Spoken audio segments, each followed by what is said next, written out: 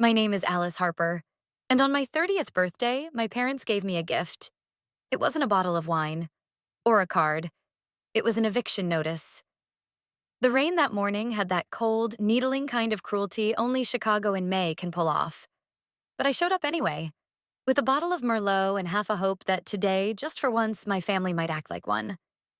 The Harper house looked the same as always: manicured lawn, perfect window boxes, and that curated illusion of warmth that never quite reached the front door. Inside, everything felt too bright, too cheerful, too staged. They said, "Happy birthday," with smiles a shade too sharp. And then they handed me the envelope. Silver paper, white ribbon, no warning. I opened it, expecting something small: a card, a note. Instead, notice of termination of tenancy. My name wasn't on the deed. It never had been.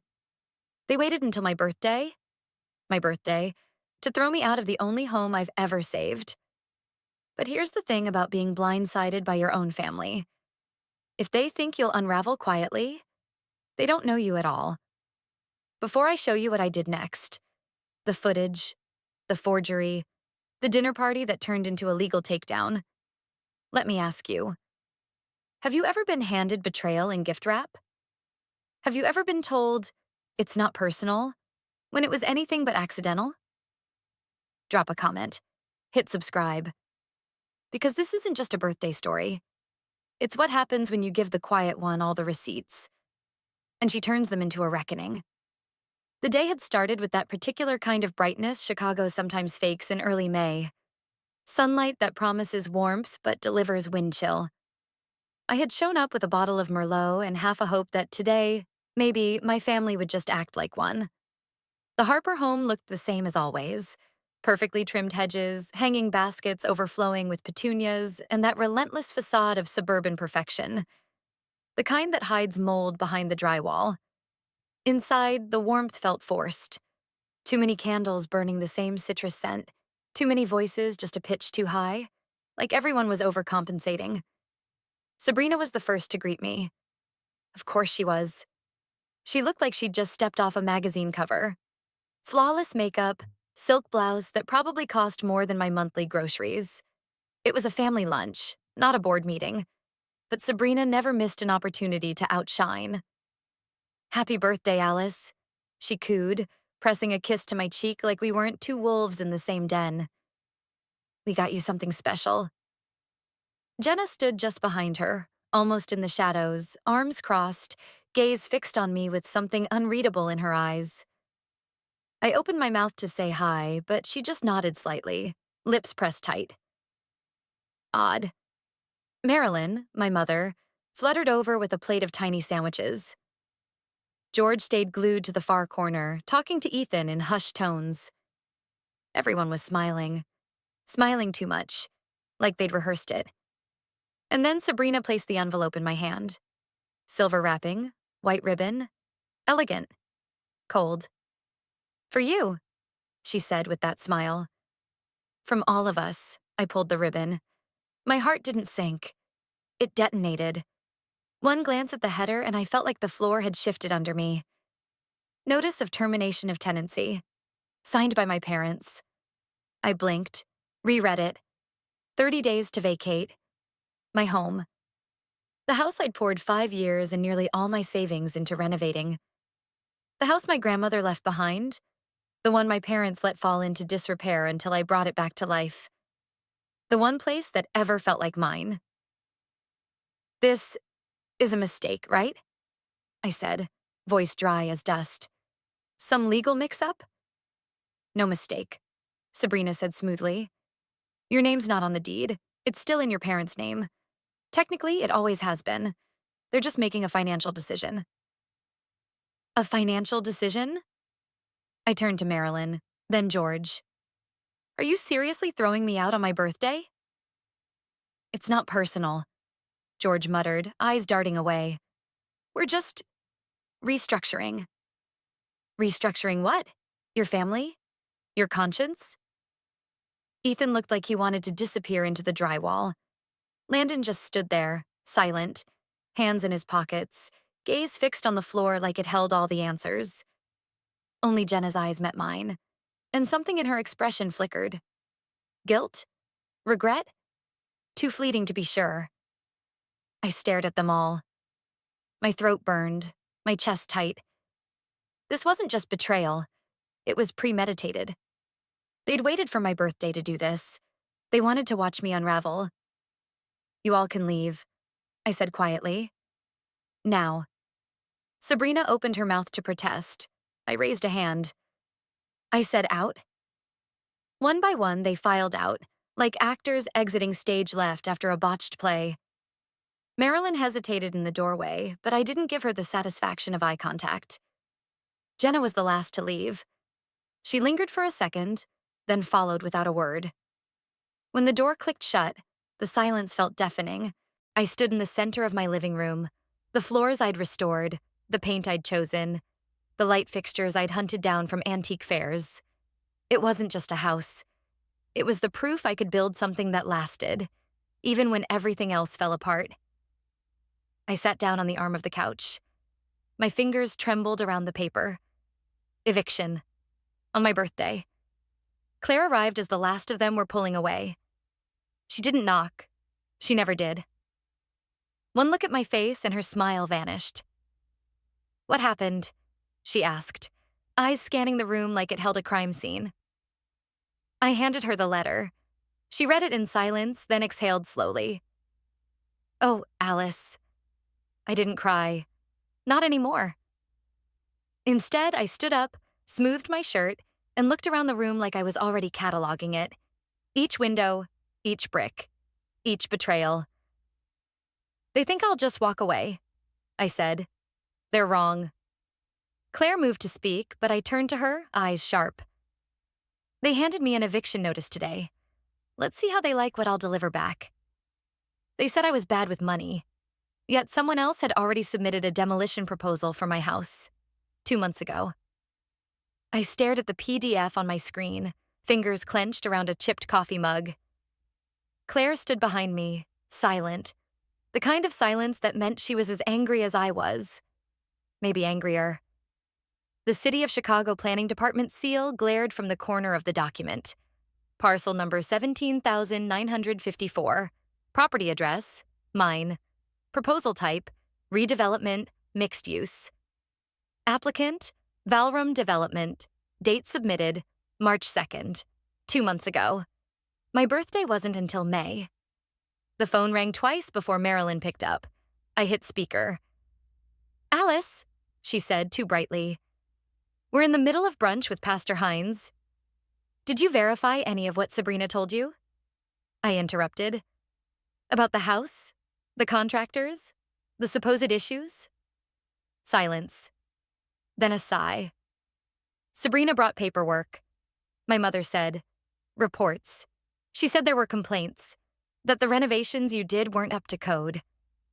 And you believed her over me? It's not personal, Alice." Oh, the irony. Claire rolled her eyes so hard it looked like it hurt. I turned away from the phone, my voice rising. "This wasn't about financial decisions, was it? You signed papers, with the developer, without even telling me." "Alice." George's voice came through faintly in the background. "We thought..." I hung up. "Thought what? That I wouldn't find out?" A buzz. My phone lit up with a text from Ethan. "Meet me. I think I know what this is really about. Carlos isn't 30. Don't tell anyone." Claire and I locked eyes. 27 minutes later, I was seated at a corner table in Carlos's coffee, the kind of place that smelled like nostalgia and espresso. Ethan arrived alone, hoodie pulled low, looking like he hadn't slept. "I wasn't supposed to hear it," he said before I could speak. But I was over at Dad's, and Sabrina was on speaker with Landon. They were talking about the timeline for the Harper site. "Harper site?" I repeated. He nodded. "Your house. They kept referring to it like it was a project, not a home." I swallowed hard. "So this has been in the works for how long?" Ethan hesitated. "I don't know exactly, but Melissa might. She works at the city planning office." Melissa Chang. We went to high school together. Quiet, brilliant, and allergic to confrontation. I hadn't seen her in years. I'll text her, Ethan said. She owes me one. That evening, Claire drove while I changed into something resembling corporate casual. Melissa agreed to meet after hours. I wasn't expecting her to unlock the back door and wave us in with trembling hands. I could lose my job for this, she whispered, guiding us down a hallway lined with filing cabinets. You didn't get this from me. She slid a flash drive across the desk. Every file with your address on it. Development plans, permit requests, notes from internal meetings. It's worse than you think. Claire sat next to her, scrolling through blueprints and proposal scans. I opened a PDF labeled Harper Parcel Anchor Project Overview. The front page bore the logo of Valrum Development. Then came the signatures, my parents' names. Below them, a notary seal, Marcus Langdon.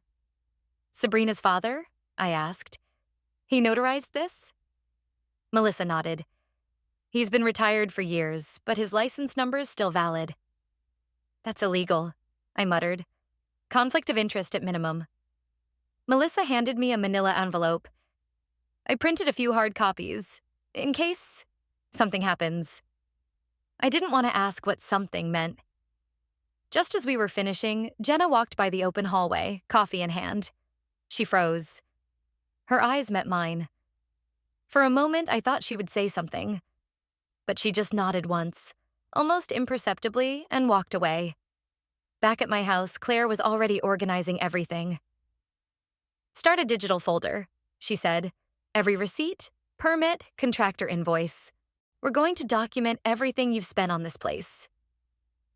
I sat on the floor of the kitchen, the eviction notice still folded on the counter behind me, next to the coffee maker I'd bought secondhand when I first moved in. This was never about me struggling, I said aloud. It was about them cashing in on my home. A buzz. Ethan again. This time, Sabrina just showed up with contractors. She says they're doing measurements for the wedding. I expected Sabrina to fight dirty. I didn't expect help from the one person always standing in the background. The painting was tilted, just slightly, as if someone had adjusted it and forgotten to straighten it again. Claire and I were boxing up some old cookbooks in the kitchen when I noticed it. I stepped into the hallway, reached up, and lifted the frame. A streak of red paint curved across the drywall behind it. Not just a line, a code. D35, sprayed in stencil font. Claire appeared at my side. That wasn't there yesterday. It wasn't. And neither were the faint white chalk markings I found behind the baseboard in the dining room or the bright orange numbers beneath the doormat once I peeled it back. Whoever had been here hadn't bothered with subtlety. Or maybe they didn't think they needed to. That night, I didn't sleep.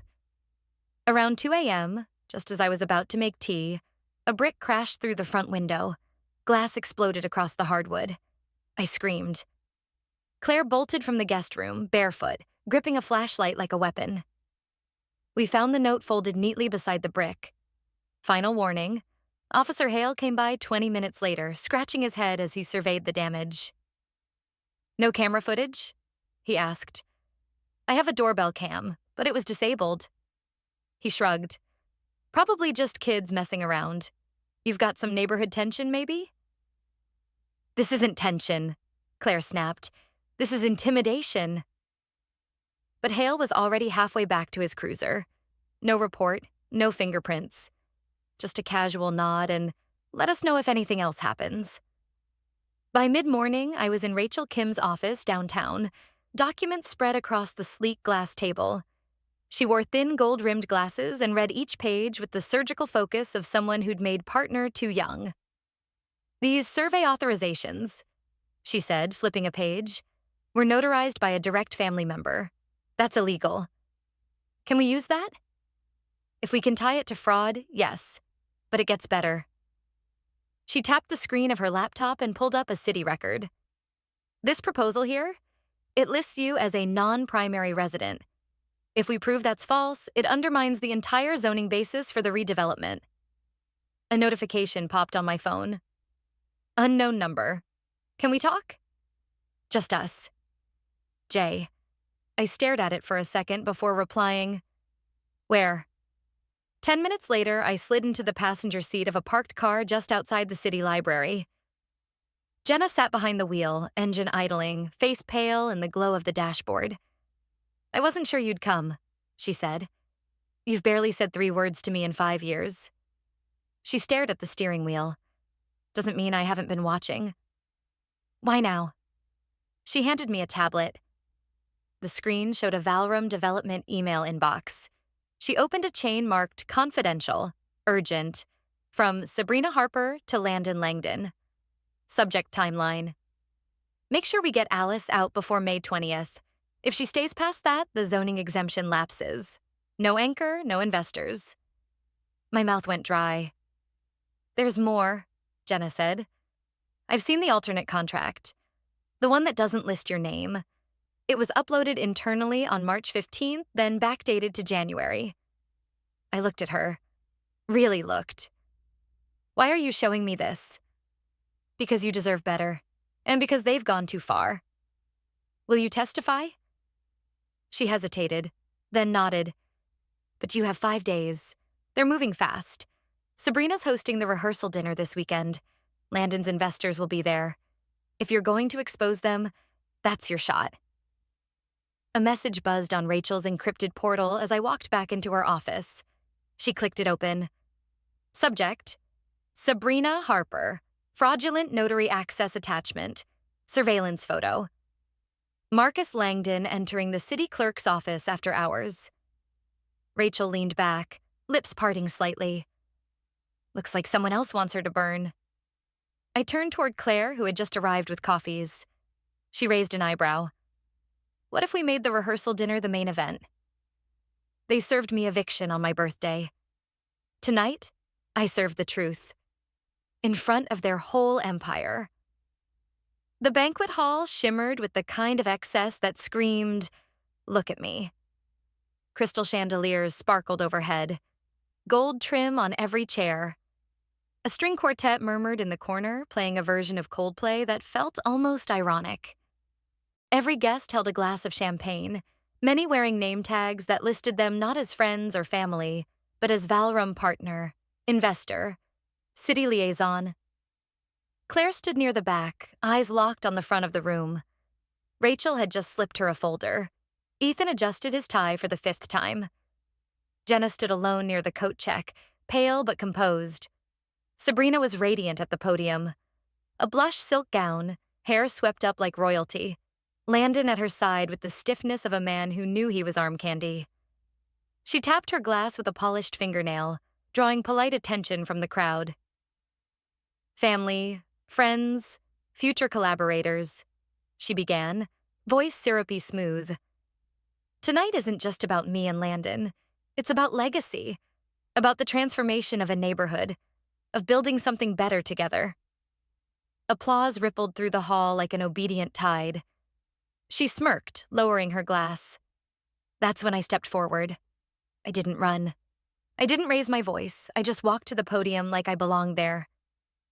"Before we celebrate," I said calmly, "let's clarify what's being built here." The room froze. Sabrina's smile faltered. "Alice," she said, too sweet. "I'm not sure this is the right—" "It is," I cut in. "Because what's being constructed here isn't just a wedding venue. It's a lie. And it started with a forged eviction notice." Rachel moved through the room, handing out neatly bound folders. Jenna followed behind her, silent, placing copies at each table. One investor flipped his open and immediately frowned. "Inside you'll find," I continued, "a notarized permit application using an expired notary ID from Sabrina's father, a zoning request that falsely declares I don't live at my own residence, and a timeline explicitly noting demolition before May 20th, whether I agreed or not." I nodded at Claire, who tapped her phone. The speakers clicked on. A voice filled the room. "Once Alice is gone, we fast-track demolition. No one's stopping us." Sabrina's voice. Clear, recorded. Dated March 28th. Murmurs rose. Someone coughed. A woman in a navy blazer whispered urgently to the man beside her. One of the younger investors took out his phone and began typing furiously. Jenna stepped forward. Her voice trembled slightly but held. My name is Jenna Langdon. I've worked for Valrum for 4 years. I reviewed both versions of the development contract. The one submitted to the city was altered to remove Alice Harper as the legal resident anchor, after signatures were forged. Gasps now. Real. Sharp. Landon turned to Sabrina. You told me the family agreed, he said, voice rising. You forged city documents? She scoffed, eyes wild. You were too stupid to check. The silence that followed hit harder than any shout. And then, from the entrance, Officer Hale appeared. This time not with a shrug, but with purpose. 2 plainclothes agents followed. Sabrina Harper? He asked. We've received a complaint from the city clerk's office regarding fraudulent documents and impersonation of a legal notary. Sabrina's skin blanched. This is ridiculous, she hissed. You can't arrest me in the middle of my wedding dinner. No one's under arrest, Hale replied evenly. But you are under active investigation. We'd like you to come with us. She turned toward me, hair falling from its elegant pin as she yanked her arm from Hale's loose grip. You think this is over? She spat. You've made enemies, cousin. I didn't flinch. Good, I said.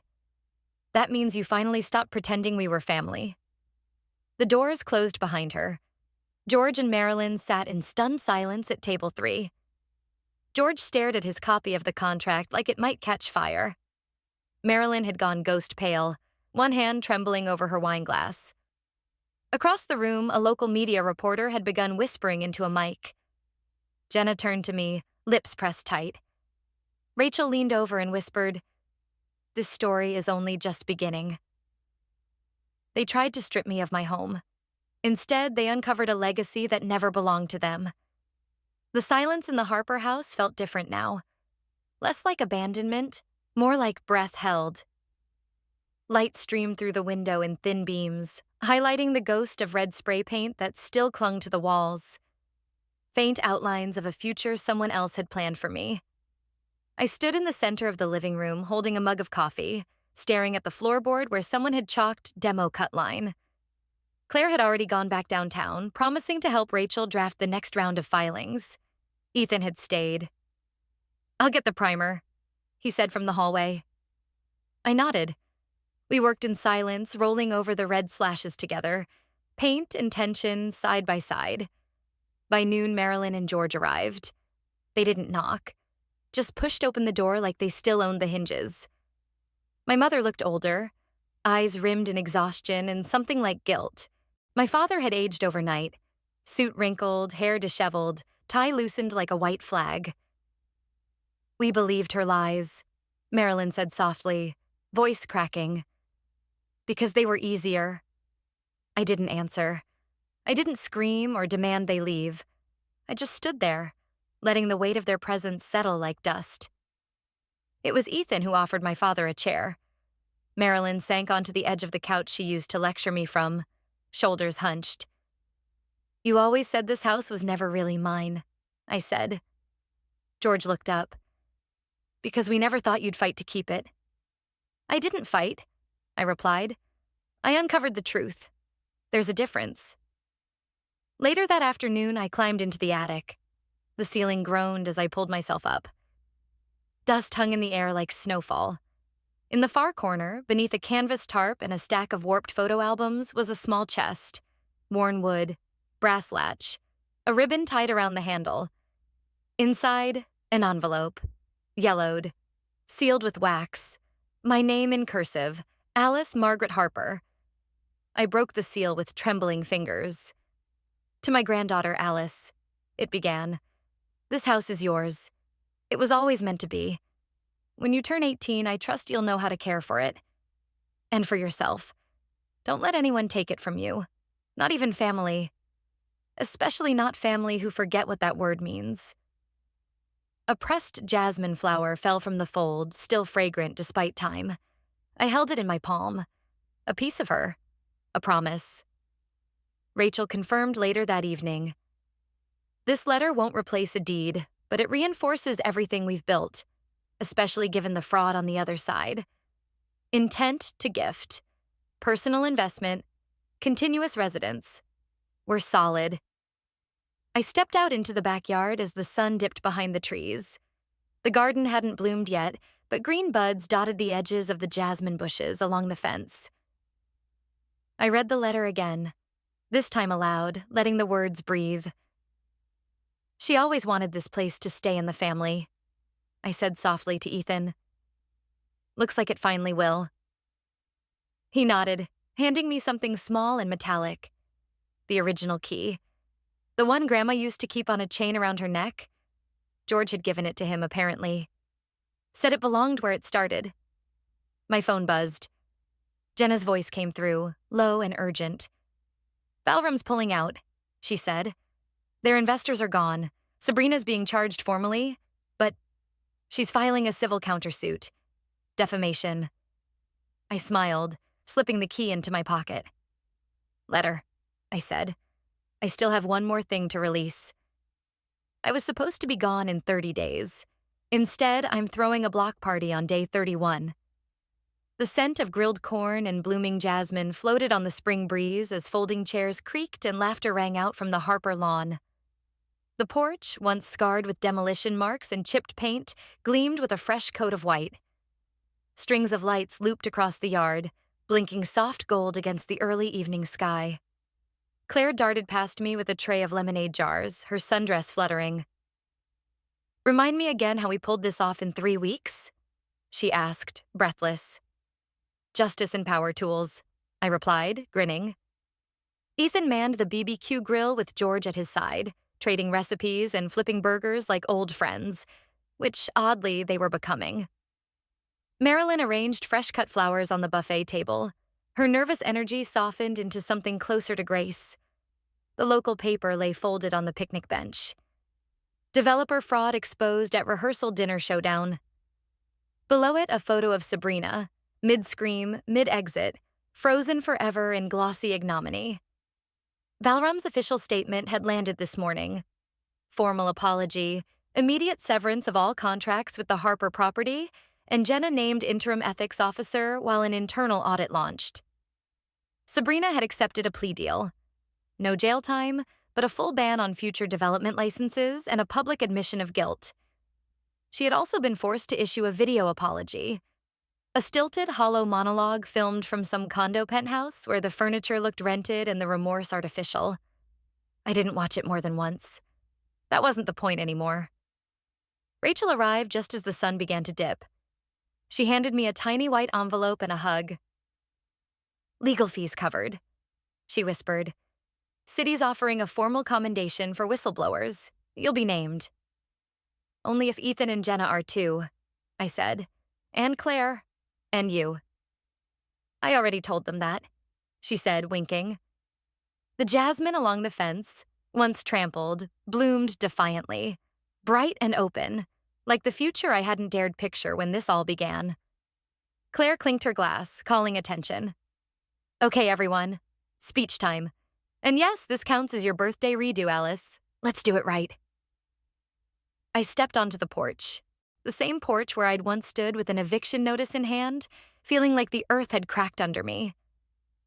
Now, I felt only solid wood beneath my feet and the warmth of real community watching back.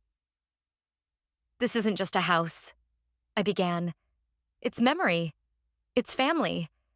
It's every night I fixed a broken pipe or sanded a stair or planted flowers in that soil out there. I pointed to the garden. And it's proof that the truth, even if late, still wins. Maybe not loud, maybe not easy, but always.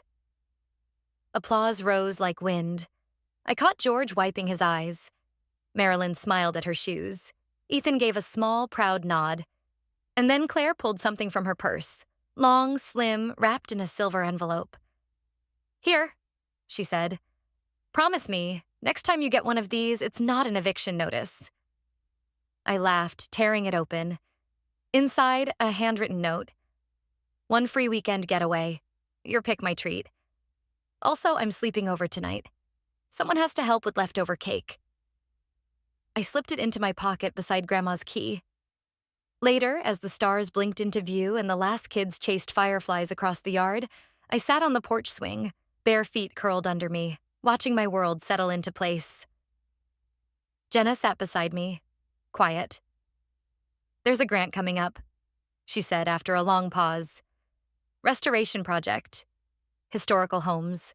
I think you'd be perfect to lead it." I looked out at the jasmine, the string lights, the laughter. "I think you might be right," I said. They said I'd be gone in 30 days, and for a while I believed them. I believed that an envelope could erase 5 years of my sweat, my memories, and the hours I spent on crooked floorboards and faded crown moldings. I believed that a signature, no matter how forged, could speak louder than the roots I had sunk into this house.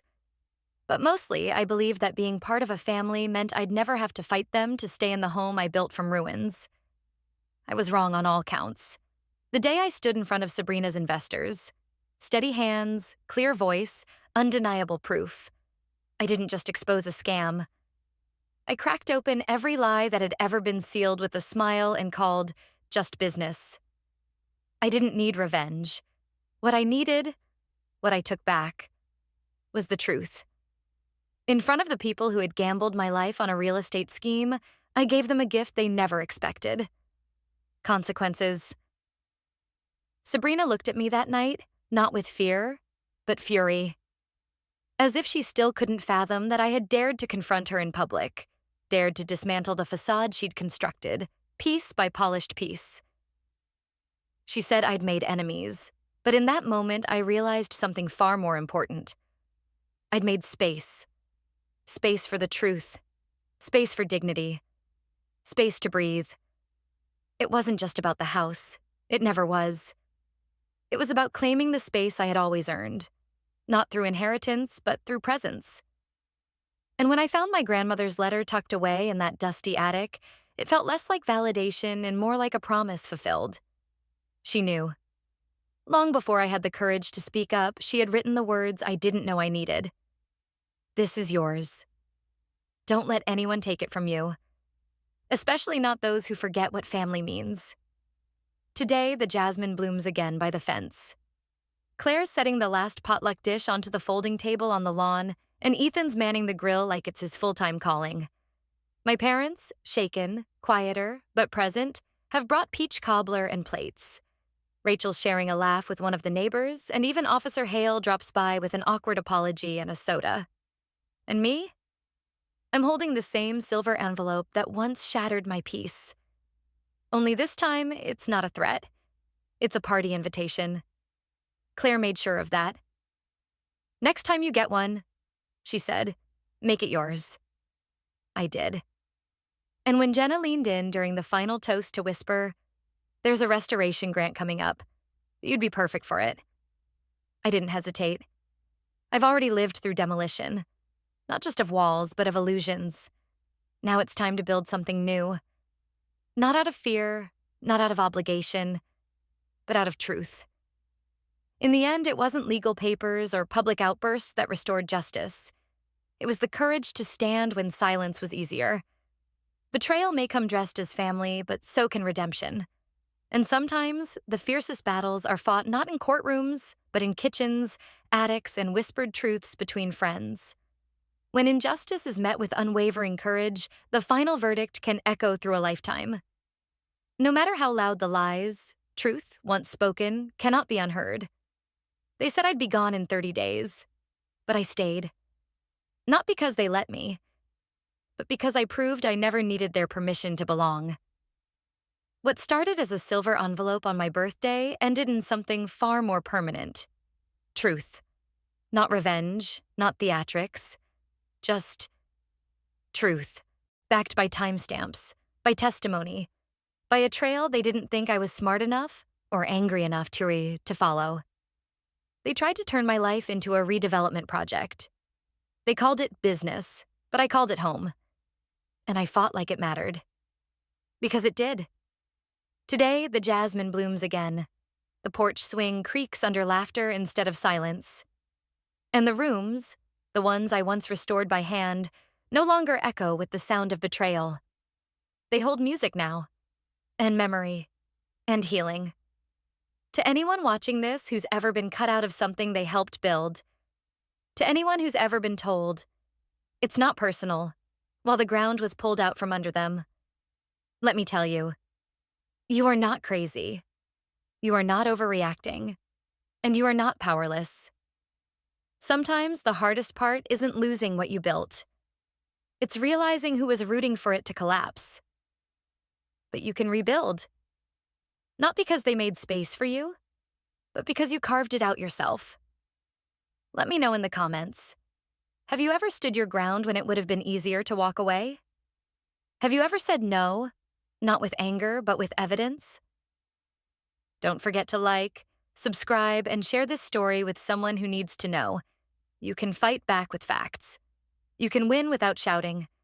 You can reclaim everything they tried to take. From me, and from everyone behind this channel, thank you for watching. For staying through the quiet parts, for understanding that sometimes the loudest justice is the one that arrives with a folder of proof and a front door that no one can take from you again.